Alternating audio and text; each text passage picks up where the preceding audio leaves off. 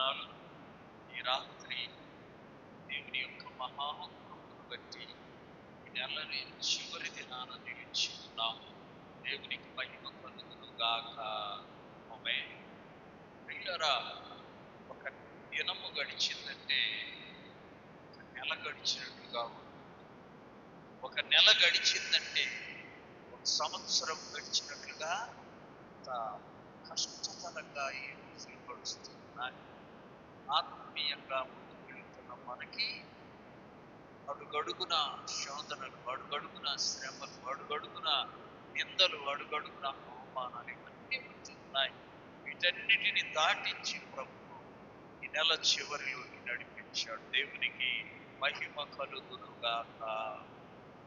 మంచిది. ఈ రాత్రి ప్రత్యేకంగా దేవుడు అంగీకరించిన 3 గొప్ప విషయాలు ధ్యానం చేసుకుందాం. బైబిల్ ఉన్న వారందరూ యెషయా గ్రంథం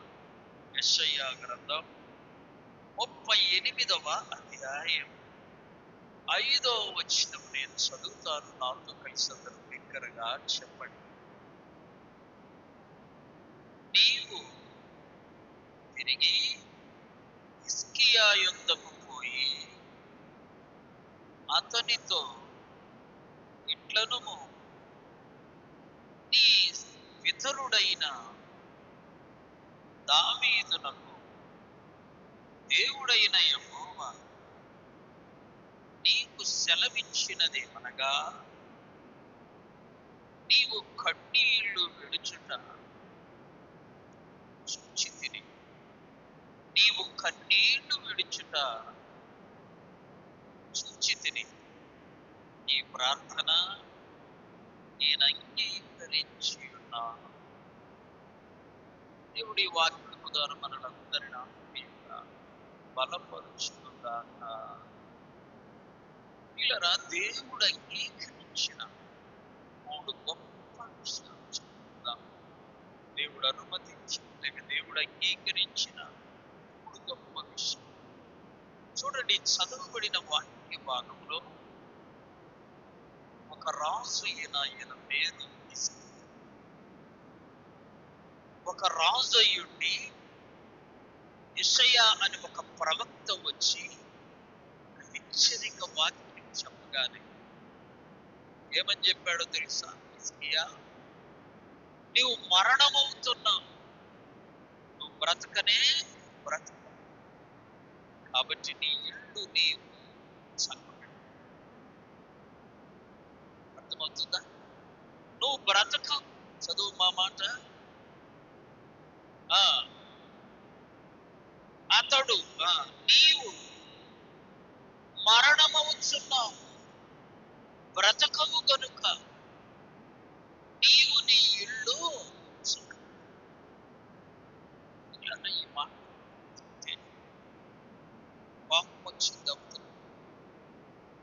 ఈయన కూడా సామాన్యుడు కాదు, రాజు. రాజ్యానికి రాజయ్యున్న వ్యక్తి దగ్గరికి వెళ్ళి ప్రవక్త చెబుతున్నాడు, అయ్యా నువ్వు చనిపోబోతున్నావు, నీ ఇల్లు నువ్వు. హిజ్కియా రాజే కానీ దేవుని సన్నిధిలో ఆ ప్రార్థన కూడా ఎలాంటిదో తెలుసా? కన్నీటి. కొంతమందికి హోదా పెరిగితే కన్నీరు, కొంతమందికి ధనము పెరిగితే కన్నీళ్లు అని. హిజ్కియాకు పెద్ద హోదాలోనే ఉన్నాడు, గొప్ప రాజు. ఆయనకు కొరత ఏమీ అయినా వాక్యం విని తన హృదయాన్ని జ్ఞాపకం చేసుకుని దేవుని వైపు తిరిగి కన్నీటి ప్రార్థన చేశాడు. మనమందరం బహు జాగ్రత్తగా ఆలోచించాల్సిన విషయం, ఈ రాత్రినిచ్చిన దేవుని భయపడుచు ఆయన దృష్టిలో బహునీతిగా నడుచుకొని ఆయనకు కృతజ్ఞతాస్తుతులు చెల్లిస్తూ ప్రతి విషయములో ప్రార్థన విజ్ఞాపనం పొందుకుంటారు. ఆమె అయితే హిజ్కియా ప్రార్థన చేసి వెంటనే జవాబు. ఆమె ఏ ప్రార్థన చేశాడు చెప్పాలి.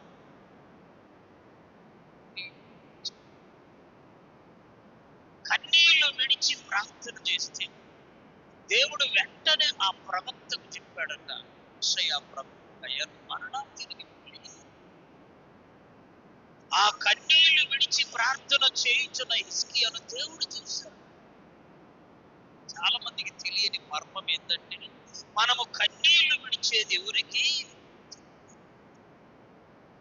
దేవునికి చెప్పాలి. బహు చక్కగా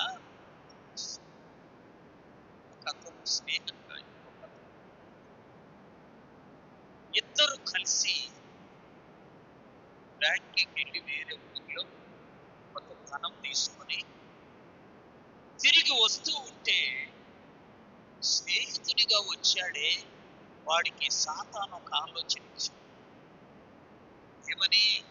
పెద్ద గొయ్యి వచ్చింది, ఆ గొయ్యిలో చూసి ఈ డబ్బు నేను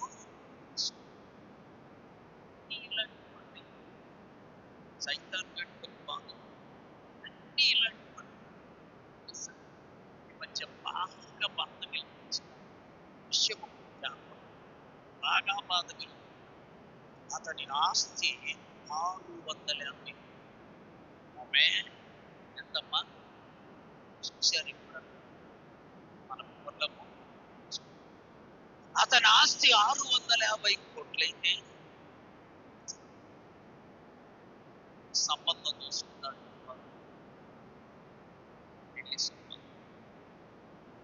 పెళ్లి ఖర్చుల కొరకు 17 కోట్లు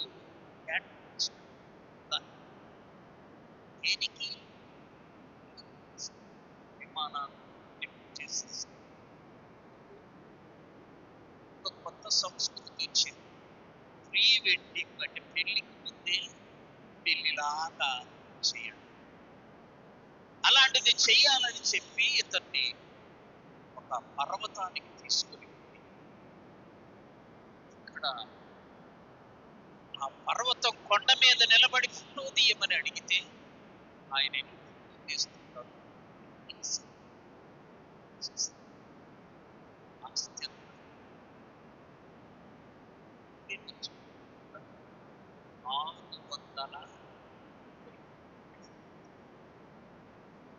పెళ్లికి ఎంత ఖర్చు? 17 కోట్లు పెట్టి పక్కన పెట్టాడు. అలాంటి వ్యక్తిని త్రోసేసిందండి కోతులు. 400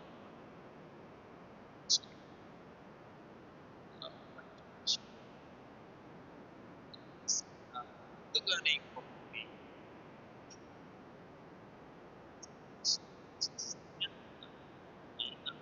తల్లిదండ్రులకు ఎంతో సంగతి ముందుగానే అతనితో చెప్పుకుంటే ఎవరి దేవుడు వాళ్ళు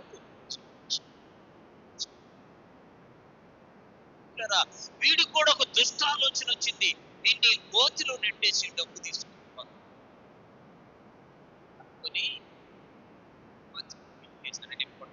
అని ఆ సూట్ కేసు తీసుకొని పట్టుకుని నేను నెట్టేశాడు. పాపం పడిపోయాడు. రాళ్ళన్నీ పేర్చాడు. చెప్పండి ఎవరికి దాచిపెట్టి చేసిన పని చెప్పాలి ఎవరికి? ఎవరి కళ్ళు నేను చేసిన పని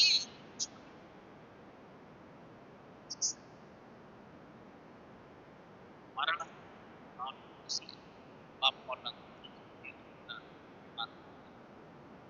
అన్ని చోట్ల వెతికారు, కనపడ్డా. 10 రోజులైంది.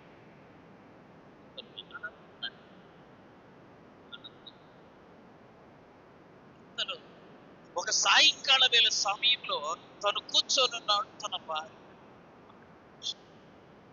సాయంకాలం కాఫీ తీసుకున్నాడు. లోపలికి కాఫీ తీసుకున్నాడు.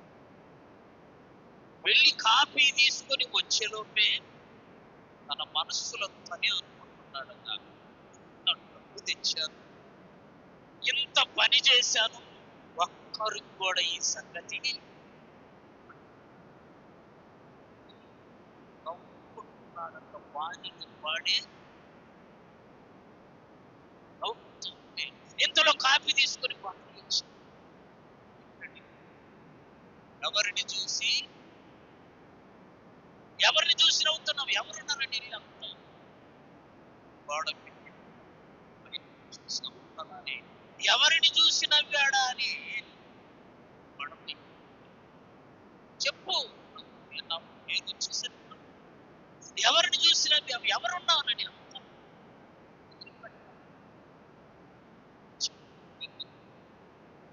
ఎవరితో చెప్పనంటే, ఎవరితో చెప్పనంటే ఎందుకు నవ్వాను? నువ్వెవరితో ఏమంటారు?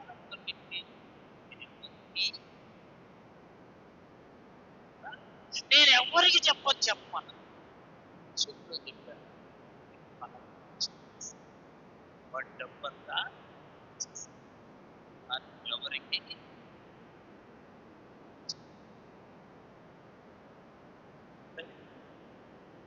ఆమెకు ఒక బెస్ట్ ఫ్రెండ్ ఉన్నాడంట. బెస్ట్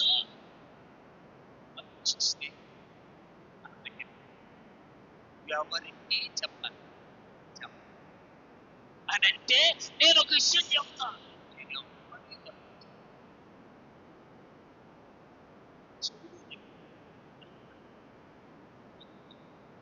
అలాంటి వ్యక్తిని ఎవరికి తర్వాత ఆమెకు బెస్ట్ ఫ్రెండ్ ఉన్నాడు. మధ్యవర్లకు బెస్ట్ ఫ్రెండ్ ఉంటారా? ఆమె ఎవరికి చెప్పనండి, నేను ఎవరికి చెప్పను. అలా ఉండి ఆయన నువ్వెవరికి నవ్వుతూనే ఉన్నారు. కానీ ఏమంటారు? ఈమెకి ఇంకో బెస్ట్ ఫ్రెండ్ ఉంది. ఆమె ఎవరో తెలుసా?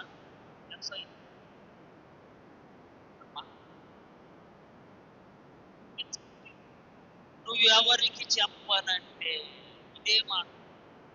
నేను నీకో విషయము నేను ఎవరికి చెప్పను. దానికి నీ మీద, నా మీద నీకెంత మనసు, నేను ఎలాంటిది నాలుగు మాట్లాడు అలానా తల్లి అని ఎవరికి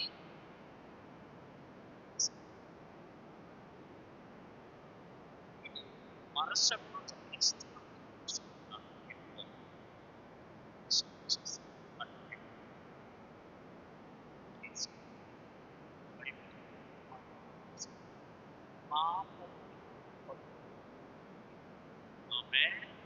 ఎవరైనా పట్టుకునేది పక్కింటోడు, నీ బంధువులు ఎవరు పట్టుకుంటారు? నీ పాపము నిన్ను తరిమి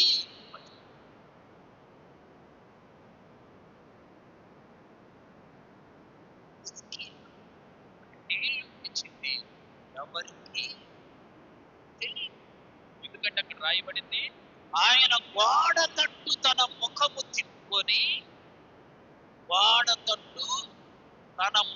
తిప్పుకొని కన్నీటి ప్రార్థన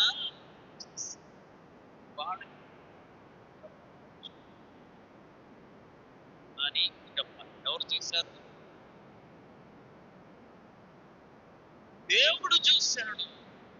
వెంటనే ప్రవక్త అయిన యెషయాకు చెప్పాడు, నువ్వు తిరిగి వెళ్ళి నా సేవకుడైన హిజ్కియాకు చెప్పు, నేను నిన్ను 15 ఏళ్ళు బ్రతికిస్తాను.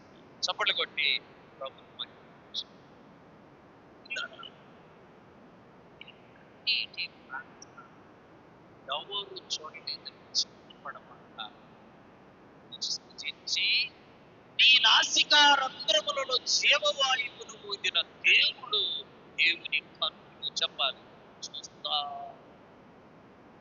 94వ కీర్తన 9వ చరణం. 94వ కీర్తన 9వ చరణం.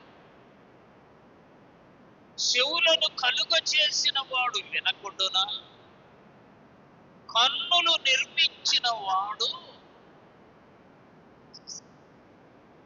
కక్కించింది ఎవరు నీకు చెప్పాలి.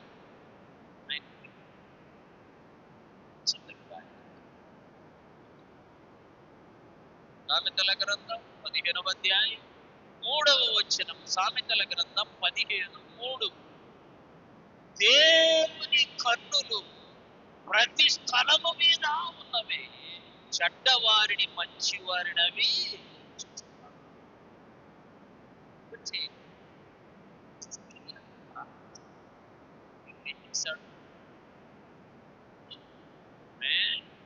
మొదటి గొప్ప విషయం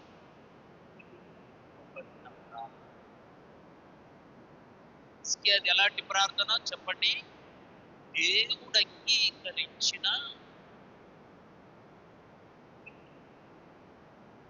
మన ప్రార్థన దేవుడు అంగీకరించాడంటే లోకమంతా వచ్చి అమ్మినా కావలసింది ఆగనే లోకమంతా ఎదురు తిరిగిన దేవుడు నీ పక్షాన నీ ప్రార్థన అంగీకరిస్తే నీకేమి, నేను నీ ప్రార్థన అంగీకరించి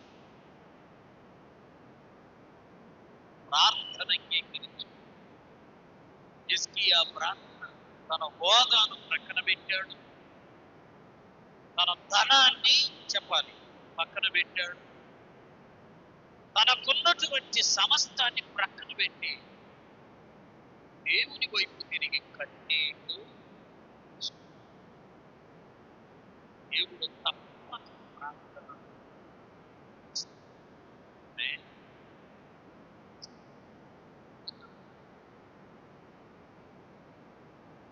ఆ కుటుంబం చాలా ఆలస్యంగా వచ్చింది. అందరూ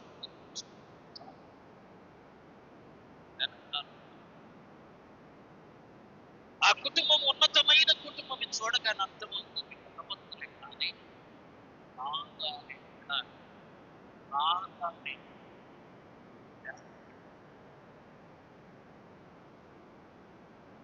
మట్టి నేల అని చూడని ఆయన మోకరిల్లగానే ఆమె కూడా చెప్పాలి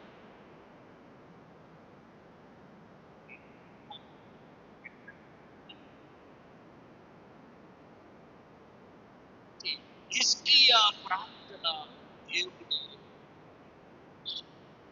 యోబు గ్రంథం 42వ అధ్యాయము 8వ వచనం. యోబు గ్రంథం 42వ అధ్యాయం 8వ వచనం. 7 ఎండను 7 పొట్టేళ్లను మీరు తీసుకొని నా సేవకుడైన యోబు నొద్దకు పోయి నీ నిమిత్తము దహనబలి అర్పింపవలెను. అప్పుడు నా సేవకుడైన యోబు నీ నిమిత్తము ప్రార్థన చేయి, మీ అవివేకమును బట్టి మిమ్మును శిక్షింపక ఉండునట్లు నేను అతని ప్రార్థన మాత్రమే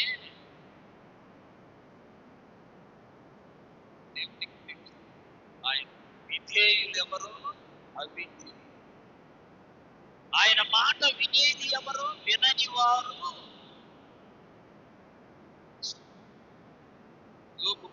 స్నేహితులంటే ముగ్గురికి చెప్పాడు, మీరు వెళ్ళి దహనబలి అర్పించు. యోబు నీ నిమిత్తం ప్రార్థన చేస్తాడు, ఆయన ప్రార్థన మాత్రమే నేను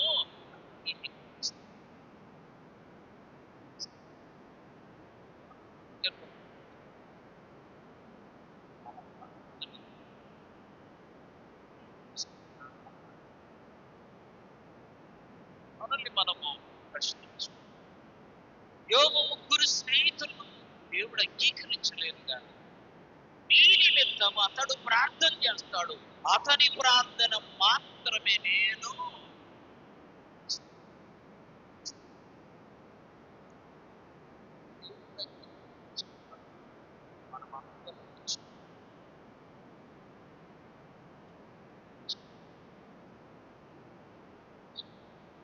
వాక్యంలో చూడండి, లూకాసు వార్త 18వ అధ్యాయం 10వ వచనం నుండి 14వ వచనం వరకు.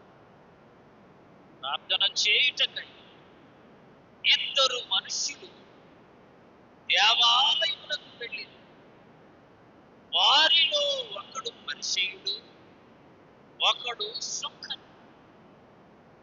పరిసయ్యుడు నిలువబడి, దేవా, చోరులను, అన్యాయస్తులను, వ్యభిచారులనైన ఇతరుల మనుషుల వలనైనను, ఇదిగో ఈ సుంకరి వలనైనను ఉండనందుకు నీకు కృతజ్ఞతాస్తుతులు చెల్లిస్తున్నాను. వారమునకు 2 మార్లు ఉపవాసం, నా సంపాదన అంతట్లో 10% ఇస్తాను. అన్నీ దేవునికి పిల్లరా, దేవునికి తెలియవా చెప్పాలి. దేవునికి తెలియదు. వారి బయట నిలబడి ప్రార్థన చేసి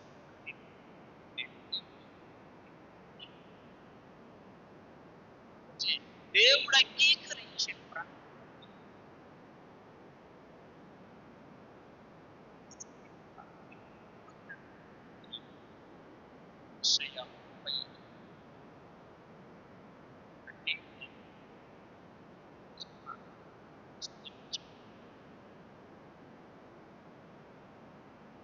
రాజ్యానికి రాజయ్యుని కూడా దేవుని దగ్గర వెంటనే దేవుడా ప్రార్థన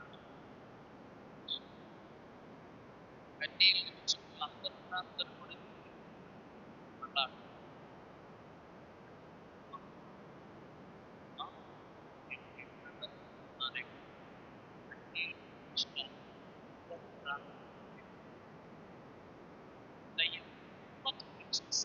ప్రార్థనే దేవుడు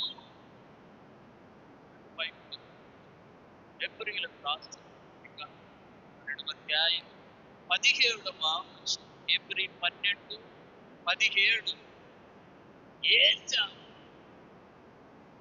ఆ తర్వాత ఆశీర్వాదము పొందగోరి కన్నీళ్లు విడిచొచ్చు వెతికిన వారు మనసు పొంద అవకాశము దొరకక ఏమయ్యాడంట చెప్పండి అందరూ,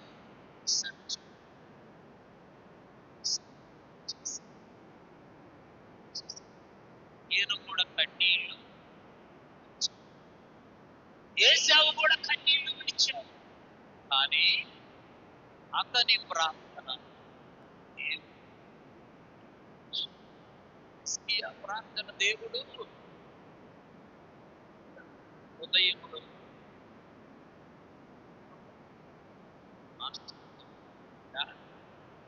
బడిలో పాఠం 4 గంటలు చెప్పిన సింహం స్కూల్లో 100 మంది పిల్లలయ్యి ఒక పీరియడ్ అట్లా ఉదయం 2 పీరియడ్లు, సాయంకాలం 2 పీరియడ్లు, 4 పీరియడ్లు చెప్పిన గంట సేపు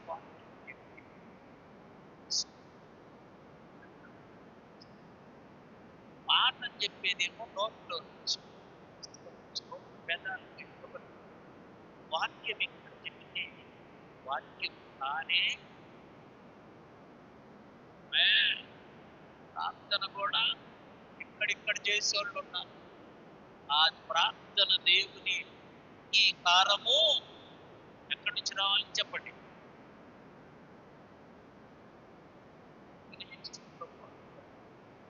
నీ పూర్ణ హృదయముతోను, నీ పూర్ణ మనస్సుతోను, ఎలా పూర్ణ మనస్సుతో, పూర్ణ అయ్యనే చెప్పేసరికి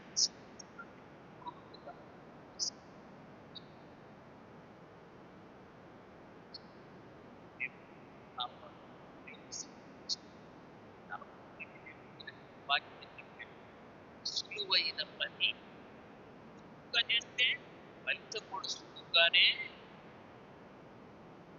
కాబట్టి హిజ్కియా కన్నీళ్ళు విడిస్తే దేవుడు అంగీకరించాడు. ఏశావు కన్నీళ్ళు విడిస్తే దేవుడు విసర్జించాడు.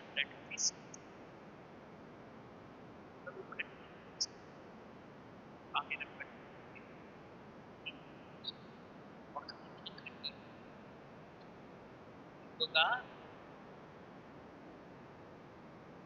ఇంకొక వ్యక్తిని చూస్తాం బైబిల్లో. రాజులు మొదటి గ్రంథం 18వ అధ్యాయం 36, 37, 38 వచ్చిన సమయమున వచ్చి ఈలాగు ప్రార్థన చేసి, యెహోవా,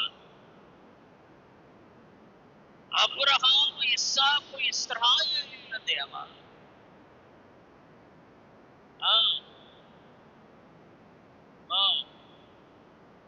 ఈ కార్యములన్నీ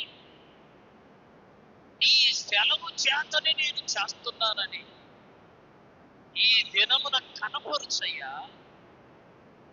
యెహోవా నా ప్రార్థన ఆలకించు.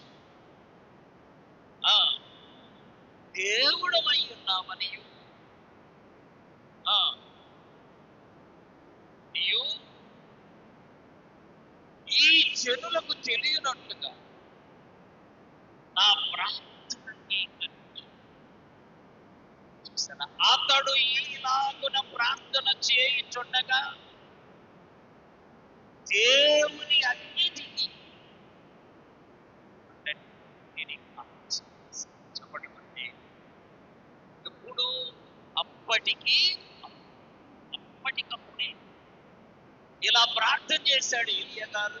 అలా ఆకాశము నుండి అగ్ని దిగి వాటన్నిటినీ ఎంత టైం పట్టింది?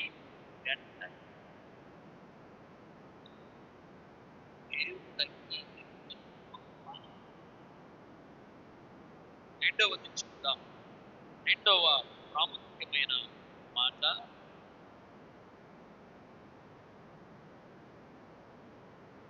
ఆదికాండము 4వ అధ్యాయము 5వ వచనం. ఆదికాండము 4, 5వ వచనం. కయ్యూనును అతని అర్పణను దేవుడు లక్ష్య పెట్టలేదు.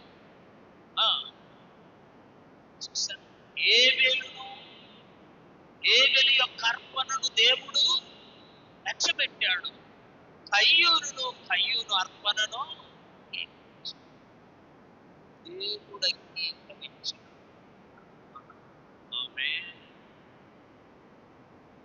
దేవుడు అంగీకరించిన అర్పణ. ఇద్దరు అన్నదమ్ములే, ఇద్దరు ఒకే తల్లిదండ్రులకు చెరొక పని చేసుకున్నారు. కొంతకాలం అయిన తర్వాత కయ్యూనేమో పొలము పని చేసేవాడు, ఏబేలేమో గొర్రెలను. పొలం పనిచేసే కయ్యూను పొలము పంటను పంట తెచ్చాడు. ఎంత తెచ్చాడు? పంట అనే దానికి విలువ ఎంత ఇచ్చాడంటే, పంతిచ్చాడంటే దానికి అర్థము మనం ఎవరికి కూడా పత్యం ఎంత అనగానే కొలిసి లెక్కేసి ఇస్తాం. నీ ప్రకటించోళ్ళకు వేళ డబ్బులు అవసరం ఇచ్చావు, జోబులు చేయబెట్టి ఎంత పడితే అంత ఇస్తావా? లెక్కేసి నీకు పొలం పంటలు ఏంటా లెక్క? ప్రథమ ఫలం దేవాలి, దశభాగము రెండు చేయకుండా ఎంతో కొంత తెచ్చాడు. ఏబేలు యొక్క అర్పణను దేవుడు ఎందుకో తెలుసు. అక్కడ చదవండి. ప్రథమ ఫలమును పురవిన వాటిని చదవాలి. ఏబేలు కూడా తన మందలో తొలిచుగడ్డ ప్రథమ ఫలము పురవిన వాటిని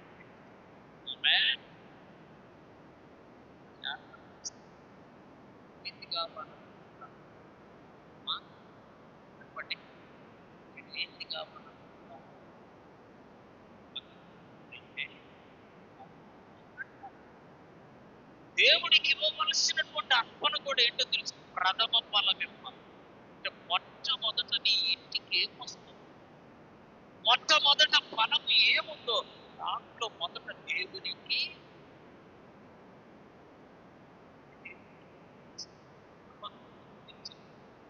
లెక్కలు.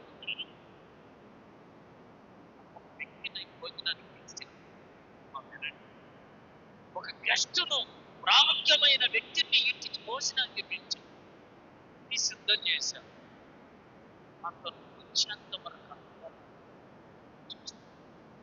అతను వచ్చి భోంచేసి వెళ్ళిన తర్వాత మనము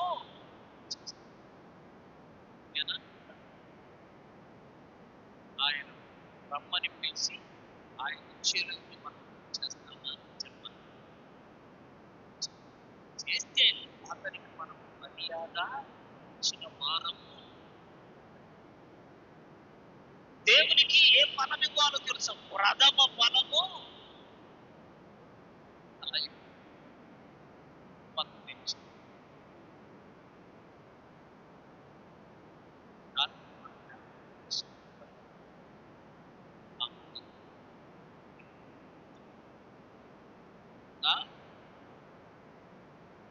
ఆమె దగ్గర ఉన్నది ఎంత, ఆమె తను కలిగి ఉన్నది 2 కాసులే. నాటి వారు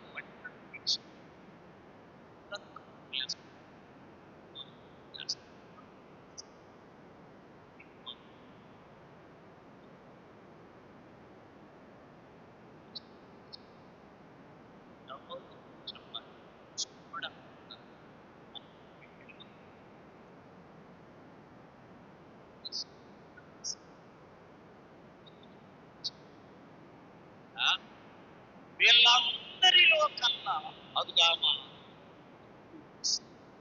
ఆమె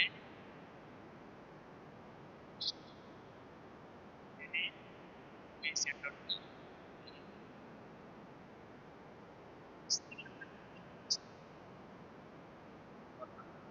వీళ్ళందరూ తామకు కలిగి ఉన్న దానిలో వేశారయ్యా.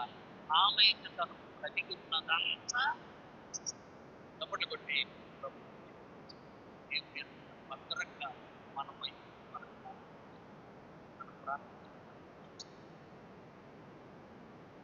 మన అర్పణల వైపు వీళ్ళందరూ వేశారు. ఇందులో వేశారు మనకున్న దానిలో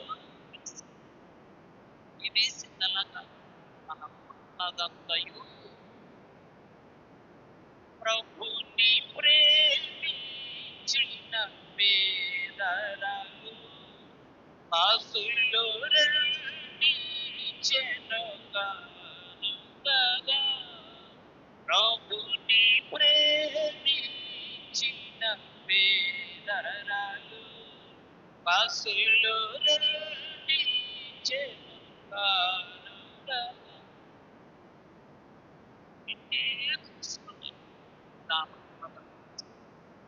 మనమైతే అన్నింటిలో పెట్టుకున్నదే మనం చేసి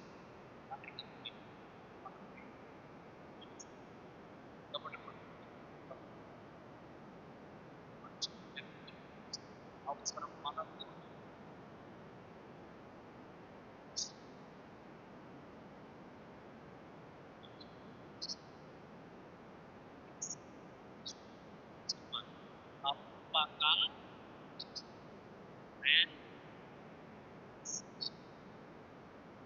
దేవుడికి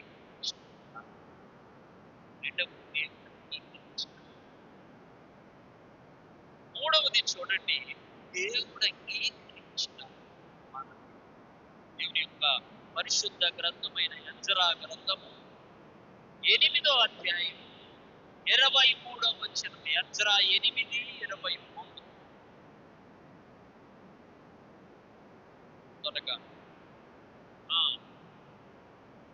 మేము ఉపవాసం ఉండి ఆ సంగతిని బట్టి మా దేవుణ్ణి వేడుకొనగా ఆయన మా మనవి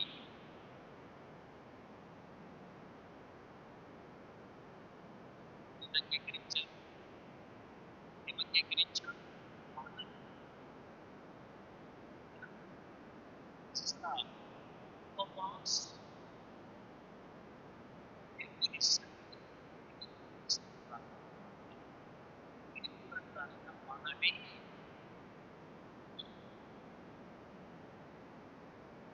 వాక్యం దినవృత్తాంతం మొదటి గ్రంథం 4వ అధ్యాయము 10వ వచనం. మొదటి దినవృత్తాంతం గ్రంథం 4:10. ఎఫెసు ఇశ్రాయేలీయుల దేవుని గూర్చి మొరపెట్టి, నీవు నన్ను నిశ్చయముగా ఆశీర్వదించు, నా సరిహద్దును విశాలపరచు, నీ చేయి నాకు తోడుగా ఉంచు, ఏడు రా తప్పించాను అనిపగా దేవుడు అతని మనవి చేసిన దానిని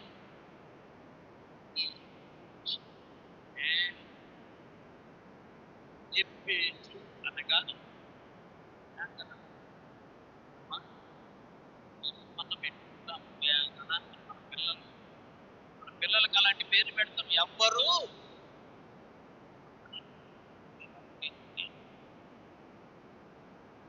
బాగా వేదన పడి కన్నదంట. వేదన పడి కచ్చినని ఆ బిడ్డకు వేదన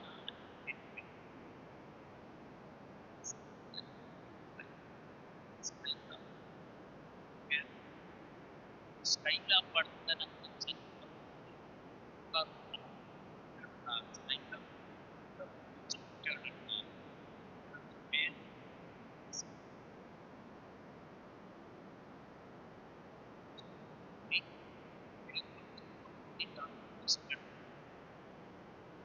పూర్వము ఎఫెసును తన తల్లి కన్నప్పుడంట వేదన పడి కన్నదంట.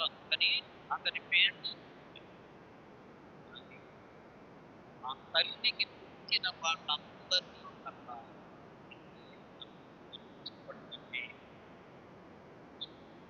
తల్లి దృష్టిలో చెప్పాలి. తల్లి దృష్టిలో చెప్పండి.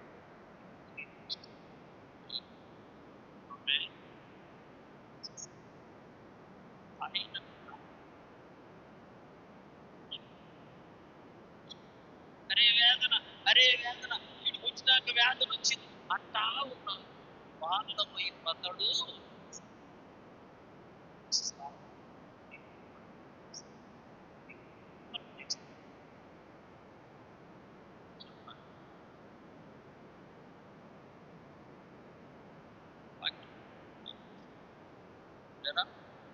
ఆదికాండం 19వ అధ్యాయం 21వ వచనం. ఆదికాండం 19:21. ఆయన ఇదిగో నీవు చెప్పిన ఈ నాశనం చేయదు, ఈ విషయములో నీ మనవి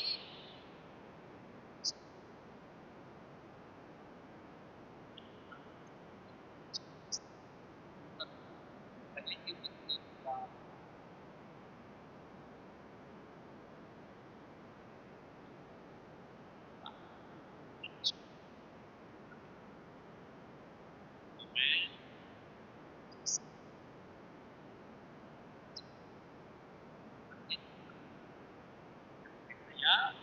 ఇదిగో ఈ పక్కన ఒక చెరువు ఉంది, అక్కడికి వెళ్తానయ్యా. నా మనవినయ్యా మనవి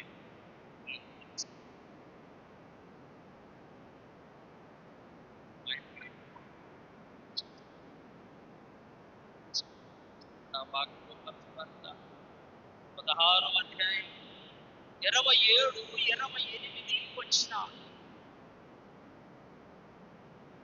అప్పుడు అతడు, తండ్రి అలాగైతే నాకు 5 సహోదరులున్నారు, వారిని ఈ వేదనకరమైన స్థలానికి రాకుండా ఉండడానికి వారికి చెప్పడానికి లాజరును పంపి అయ్యా అంటున్నాడు.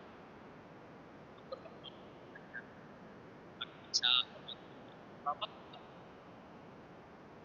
అక్కడ ప్రవక్తలు ఉన్నారు, వాళ్ళు చెప్తారు వింటాడు. దాని ఇతనేమంటున్నారు తెలుసా? అక్కడోళ్ళు చెబితే మా వాళ్ళు ఎక్కడి నుండి పంపి నిజంగా వింటారమ్మా.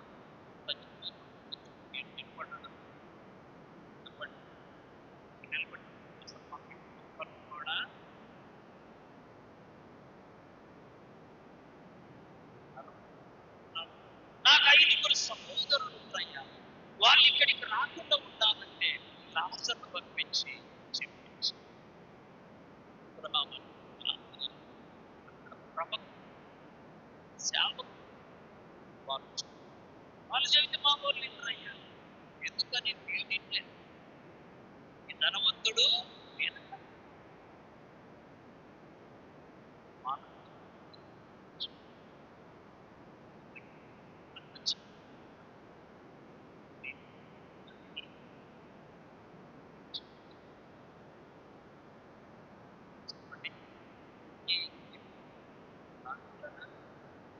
అంగీకరింపబడిన ఆత్మ